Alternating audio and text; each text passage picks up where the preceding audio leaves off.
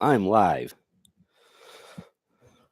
And I bet no one's going to show up this week because I missed 2 weeks in a row, which is terrible of me.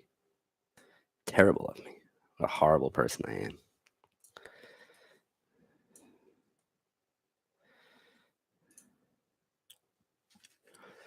Let's see here. Yeah, still no one. I'm going to wait 1 minute. And then I'm out of here, and I will delete this from memory. Oh, there's one person. All right. All one of you. I hope you have lots of good questions. Otherwise we're going to be very lonely. Oh, God, it's you. Oh, man. It's going to be like insider chat when I just talk about funny stuff that happened in Madison.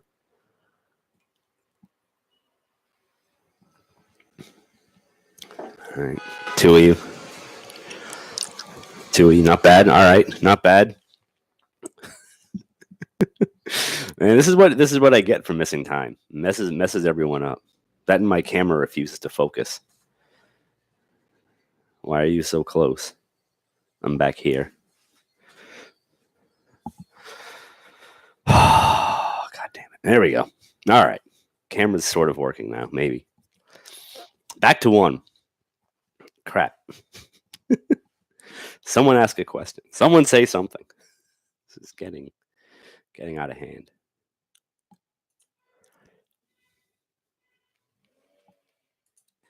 Getting way out of hand. Bum, ba-bum, ba-bum, ba-bum. Ba-bum, ba-bum, ba-bum. Ba-bum. Oh, man. All right, this is dull. Forrest is here and not asking questions. No one else is showing up. Actually, I can't even see who's still here. That's the depressing thing. I don't have like an attendee list. All right. This gets 1 more minute. Not even a minute. This gets 30 seconds, and then it's dead to me. Dead to me.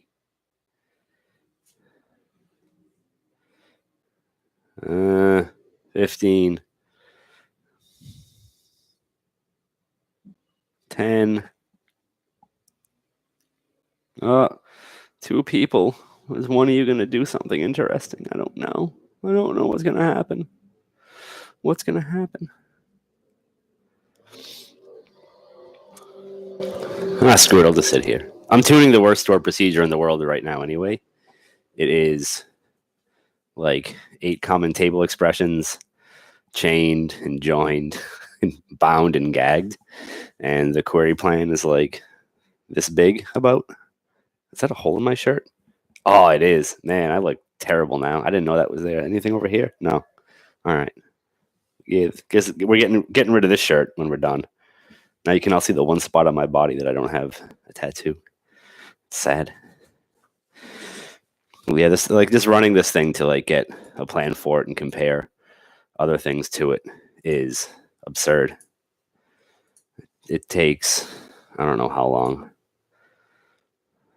It just runs for a very long time. Doing a lot of dumb things. Doing a lot of things that I don't necessarily agree with.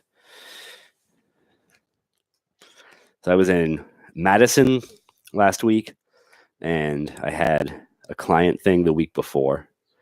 And thankfully, I have a client thing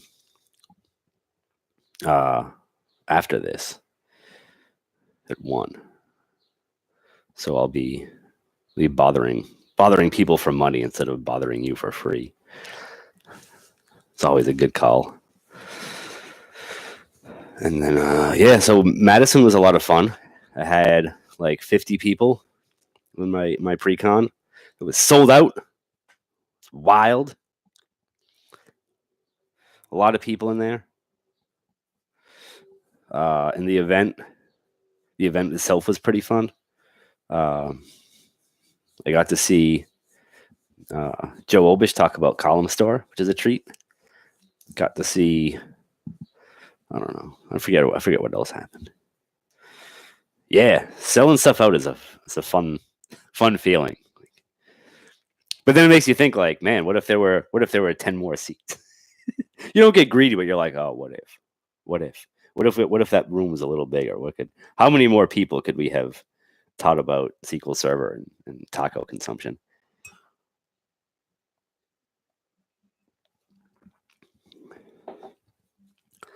And the flight back.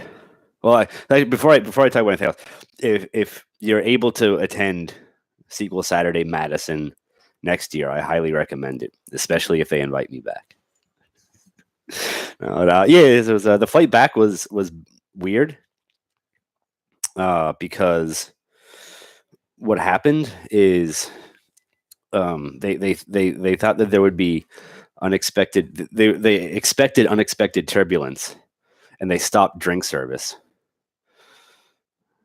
Yeah, so that was a bummer of a flight. Even sitting in the up front section, I couldn't get another little mini bottle of wine, and I was very sad about that. And so I was sitting there just waiting. That was fun. Farah says, if you were a client, how would you pick a quality consultant? I would go to ericdarlingdata.com and I would click on the contact form, and I would send an email to a blurry gentleman whose camera refuses to focus. Well, I mean, really, it depends on what you want out of consulting. There are some people who want, sort of long-term remote DBA work, and someone to provide on-call support. And for them, I think Mike Walsh over at Straight Path SQL is a pretty good choice for that. There are some people who want advice about their SQL Server, and that's where someone like me comes in. I'm very good at giving people advice. I'm not good at giving myself advice. Clearly ended up with neck tattoos and this haircut, so I don't really know that I would take advice from me about me, but advice about SQL Server for someone else, I'm pretty good at. Then there's people who want sort of someone to jump in and start tuning things. I can do that, and I'm perfectly comfortable doing that. If you have performance tuning stuff, I'm happy to do that work too. But if you need advice about HA and DR, I would probably choose someone other than me, because I'm going to tell you the same thing I tell everyone else. Get a failover cluster and get log shipping, and don't think about anything else. Zane says that he would take advice from me about lifting large objects. The funny thing is I lift fairly small objects that just happen to weigh a lot. So if I had to lift something big, I don't know. I don't know how I'd do that. I don't know how I'd handle that. Peter says, why even fly if there's no booze? I feel the same way. Man, when there's a plane trip involved, it's me. Like I get to the airport like 2 hours early. I'm hanging out in the lounge. I get on the plane and I'm like slam the card down, like give me all the red wine you have. I'll give you back whatever I don't finish, and that's pretty fun. Let's see. I don't know. Let's see. Peter says, how is it settling into being your own CEO? Pretty good on that. Look, I got a thing. Yeah, look, it's got my name on it, so I'm pretty happy with that. The card number isn't on the front, so don't bother trying to pause that to figure anything out. The card number's on the back. I checked, so you can't tell anything from that. But I'm doing pretty good as my own boss. At least I'm pretty happy with my performance as my own boss. I don't know how other people feel about it. We'll have to wait and see. I got my first wireless phone charger because the battery port on my 1,000-year-old phone is busted. Or not busted, it's just very flaky. So it's a lot of me just wiggling wires to get things working. Anyway, should probably answer a SQL Server question at some point, if anyone has one. I don't know if anyone has one.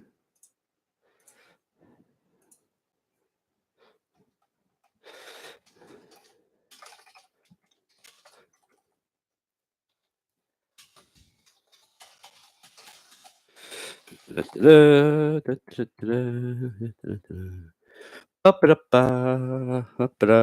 do I think about SQL Server 2019? Yes, I know who you are, Eugen. From what I've seen of it, I like it. I know. I mean, it's only in CTP, and it's only CTP 2.4, and it's still good. It's still good. It's not even like it hasn't even hit release candidate yet, and I have a feeling there'll be at least one more, if not two more CTPs before we hit release candidate. But so far, it's very promising. It's got some nice steps forward in a lot of ways for things, and it's going to be interesting to see in 6 years how those steps forward finally pan out when people start moving to 2019. Because damn, you people can't even get off 2008 and 2008 R2. How am I supposed to get excited about 2019? How am I supposed to get excited about it? For what, demos? Man, it's rough. I'm like, look at all this cool stuff you have. Look at all this cool stuff you have in 2019. People are like, I got 2008. I'm like, man, it's brutal. It's brutal out there. Like, I don't know how to talk people into doing something smarter with their lives and with themselves. It's very frustrating. Very frustrating. But no one listens. No one listens to consultants anyway. It's like, what do you want me to do? What do you want me to do?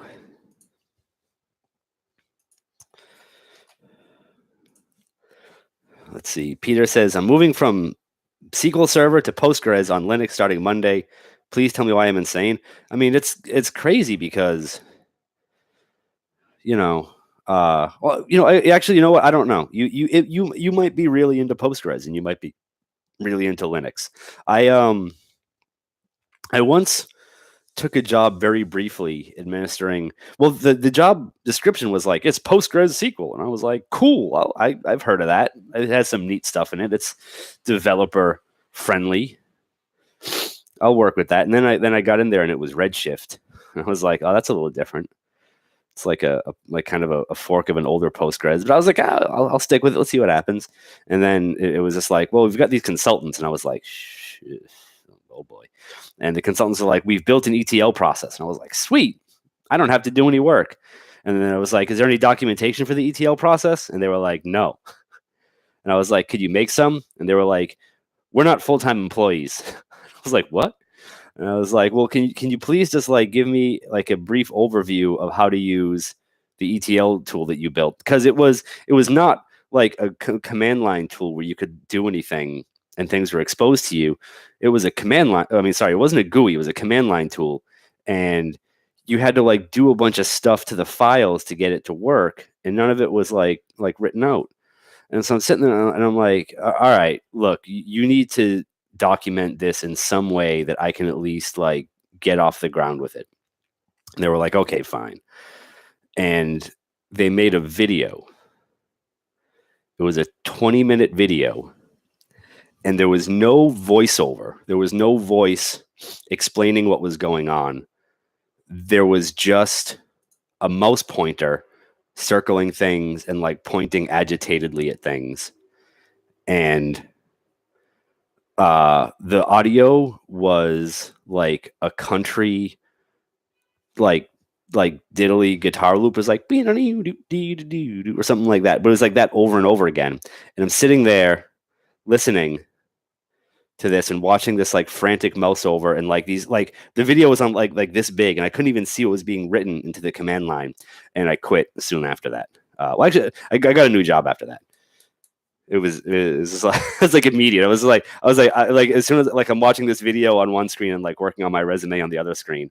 And I think I lasted I think it was like a month and a half, maybe 2 months there. And it was just like, this is like, and I would have been happy. Not happy. I would have been okay working with like Redshift and doing stuff there because it's a pretty cool tool. But man, it like everything else that was going on around that project was I don't know, a lot of German curse words. So I don't know. Let's see. Lars says, thoughts about memory management. In other words, Enterprise Edition and 8 gigs more of memory plus log pages of memory. Wait, 8 gigs of memory? Why do you have 8 gigs of memory on Enterprise Edition. That's like I think my phone has most of 8 gigs. Why? That's not rational. It's not sane. Don't do that. Yeah, that was the Hamster Dance song. Well, why do you? Okay, I don't understand what your question is. Well, you have a lot more memory than my 8 gig minimum. I don't care. That's fine. Does never bothered me any. Minimum memory, setting minimum server memory to 8 gigs. I guess. Yeah. If you have lock pages in memory on, you shouldn't need to set minimum memory. And yeah, I'm trying to figure out a way when like lock pages in memory would be a worse choice than setting min server memory. And the only time that it's like the only time, so be fair, either of those settings will make things go kaboom if you have an overcommitted VM and that memory balloon driver starts freaking out. So be careful with that. If it's a VM and the VM host is severely overcommitted, then I would avoid either of those settings. But setting min server memory to 8 gigs, I don't think is gonna really do much of anything. Do you use Traceflag 834? No, not really. No. I've never really found a use case for me anyway where it made things significantly better. So I've never like really set it up and kept it. It was like sometimes I tried stuff and I couldn't find a tangible difference. There might have been some like cool spin locky under the covers difference that, I don't know, maybe someone else found something cool to do, but I could never figure out what would be fun or interesting to do with that. So sorry. I wish I had better advice about Traceflag 834. I know that there was a bunch of guidance about when to use it and for what, like a while ago. I just don't know that it's terribly relevant anymore. See, Peter says, I set lock pages in memory on my laptop just to shut up the error log. I set lock pages in memory too, but then sometimes I have to do stuff that requires memory for other things, and I have to like restart SQL. So it gives up the memory. So like on my laptop, I have 64 gigs of memory. My local server instance can get like I think 50 gigs or something, or 55 gigs. I forget what I have it set to. But then like if I have a VM that I set to get like 16 gigs or 8 gigs or something, eventually I can't start my VMs, or like the VMs start freaking out because SQL Server is just like, nope, that's my memory. You can't have any. You don't get any of that. Bad DBA. Let's see. All right, nothing fun going on there. So I've started offering to take questions for office hours via like Twitter and email and stuff. And so far I haven't really gotten any. The one question that I got was like a page long thing. Is like, you should tell me how to like do this very specific thing. I was like, oh yeah, that's consulting. You should pay me. Can't answer that in a half hour free webcast. Let's see. Peter says, about half the time I have SQL Server as manual start. No, I have it as manual start too, but then I start up and I do stuff with it, and then I have to switch to use a VM to do something, and I hit VM problems. Is there a hashtag or something? No, just tweet me. Whatever it is. Whatever you want to call it. I don't know. So whatever you call the form of communication on Twitter where there's an @ sign and then my Twitter handle, it would be a fine way to get to things. I think anyway. I can't say for sure for everyone that would be a good thing. And some of you might not even be on Twitter. I don't know. Some of you might do other things that that like, I don't know, make you happy in life. Or I don't know. What else? What do people do who aren't on Twitter? Like, what's your internet like? What do you do with your internet existence? I'm curious. Like, it's stuff that like I would be interested in. It's like because I need stuff to do that's not Twitter, and that would be, I think, appropriate for me to have like just non-Twitter things going on. So if you have non-Twitter things, That would be great. Like going outside. So yeah. So but see, the thing is, every time I go outside, it's expensive. When I go outside, it's like I go eat food, and when I go outside and eat food, that's expensive because I have a wife and 2 kids, and I gotta drag them everywhere. Or even if I go out by myself, I'm like, well, I'm gonna go someplace real nice now. Now I don't have those losers. But no, I was kidding. But yeah, going outside, and then like I go to the gym. That's going outside, but the gym isn't far away. I've done an admirable job of going to the gym in the laziest way possible, where the gym is like a 3-minute walk. Lars says I uninstalled Twitter on the phone to let go of it sometimes. That's a good call. For the first like month or so, I was just like, I'm only going to I'm only gonna use Twitter on my phone like through the website, and then I realized that like sometimes that was just a really really bad way to be doing things. Like I spent longer wrestling to do something on the website than is this really quick to do with the app, and so I don't know. That was it. It says, what technical awesomeness did attendees to your Madison Precon most appreciate? I don't know. I haven't gotten session feedback yet.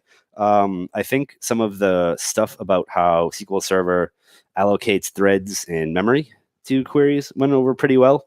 And I think people get a really eye-opening experience from when I show them exactly how contention works with SANS. So like showing them like that the wire is a limiting factor, and that like contention there, like the competition for a shared resource is what often makes SANS feel slow when it's not.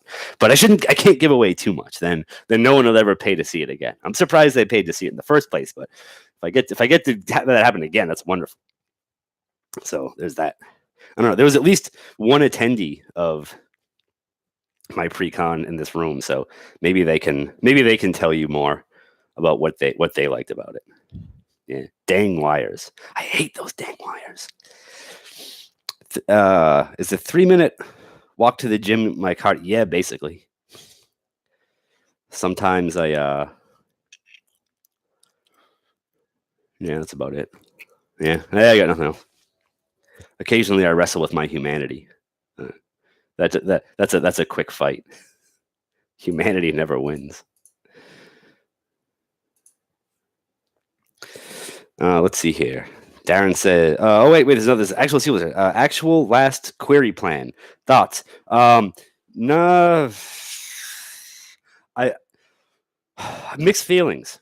One of those mixed feelings is like, all right, if you're gonna invest in that, put it in Query Store, because that's the kind of thing that would make people turn Query Store on. But at the same time, if it's in Query Store, most people are going to go, "Oh, I'm not turning that thing on." But I think it would talk some people into it. I think it would be I think that would be a worthy thing there. It doesn't really collect actual stuff that I would want in query plans, like operator times and like wait stats and stuff like that. So then that would be really compelling for me to start using it. It like as soon as I saw it, I was like, man, it would be like awesome if I could like, tweak Blitzcache to look at that DMV instead and get all this actual query plan information out. And then I saw what was in it, and I was like, that's not actual enough, not actual enough for me to get into GitHub again. So, yeah, that was that. Let's see here. Any SQL Saturday pre-cons? Any other ones this year? No SQL Saturday pre-cons lined up yet, though I am open if anyone out there is listening and is in need of a funny performance pre-con at their SQL Saturday event. Hit me up. There's many ways to do that. Let's see. I don't know how to say that. Do you listen to music or podcasts while gymming? No. Headphones just get in the way. If you get bored at the gym, you're doing cardio, and I have no sympathy for you. If you're lifting weights, you don't get bored. If you're lifting weights, you're too encumbered to get bored.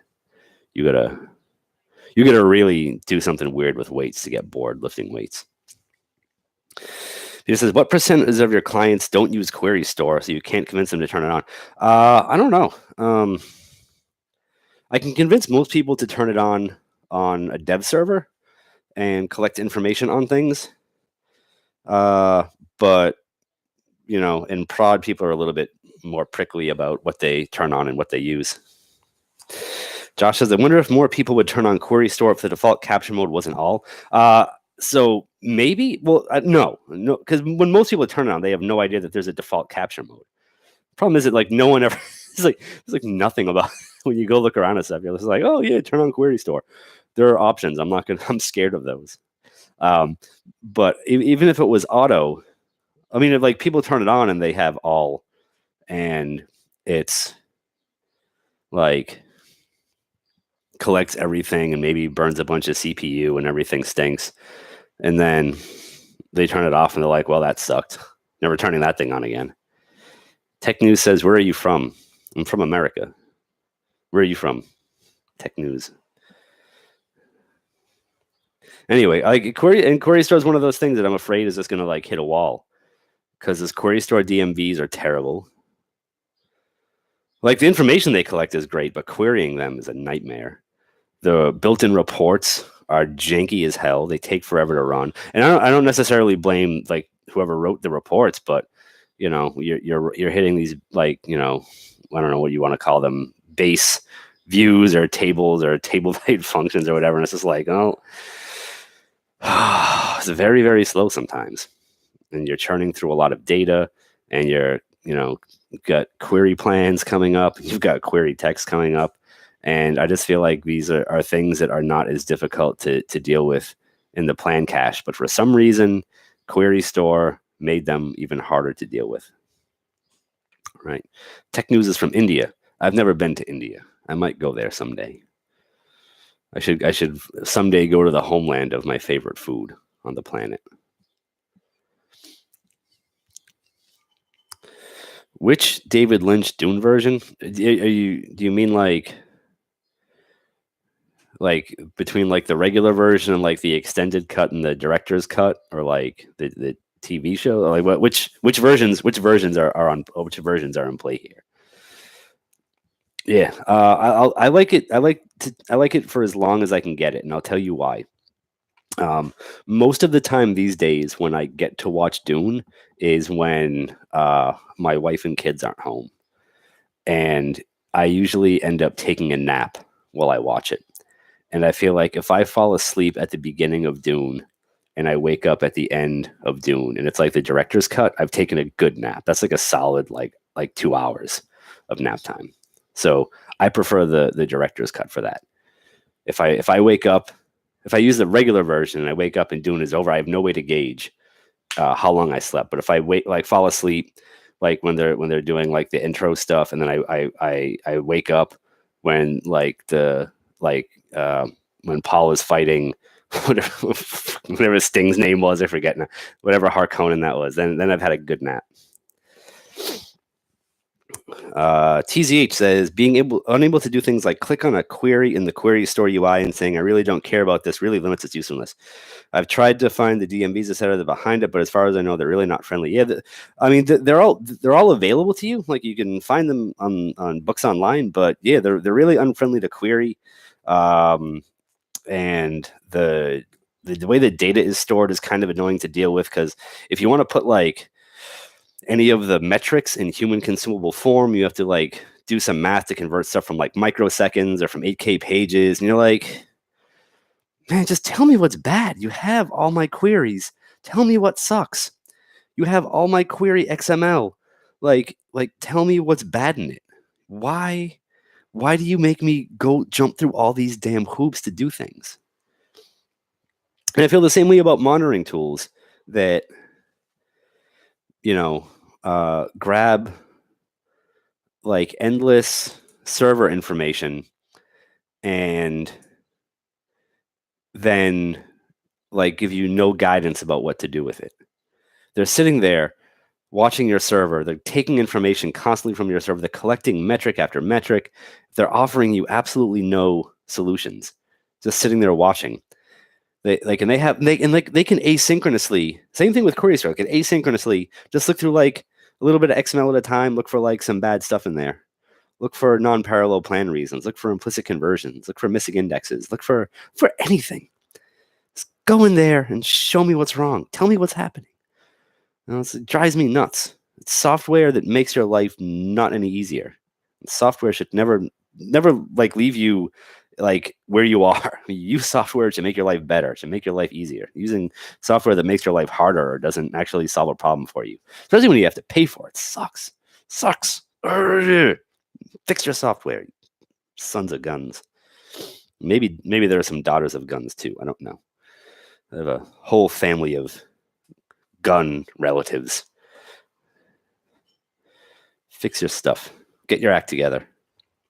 People aren't going to pay $1,200 per instance for garbage for long. I'll tell you that much. Let's see. Peter says, I was told by a guy with neck tattoos that implicit conversion warnings might be a red herring. Yeah, that's true. Some of them are. And there's very easy ways to tell the difference between which ones are and which ones aren't. If they're seek affecting, which is in the XML, you can see when it's seek affecting, then perhaps you have an issue. But if it's just the cardinality estimation one, that happens when you select stuff and it converts and you're like, wow, how is selecting something is a different data type going to mess up cardinality estimation? You know damn well how many of that is coming out no matter what. It's like that in like the no join predicate warning. It's absurd. There's no join predicate, but there is. And it's just because there's not one at the join that it freaks out. It's like, okay, you really got me there. It's solving a big problem for me. Oh man, all right. I got a client thing starting in a half hour, so I got to go. Thank you all for showing up and asking me questions. I will be back next week, I hope.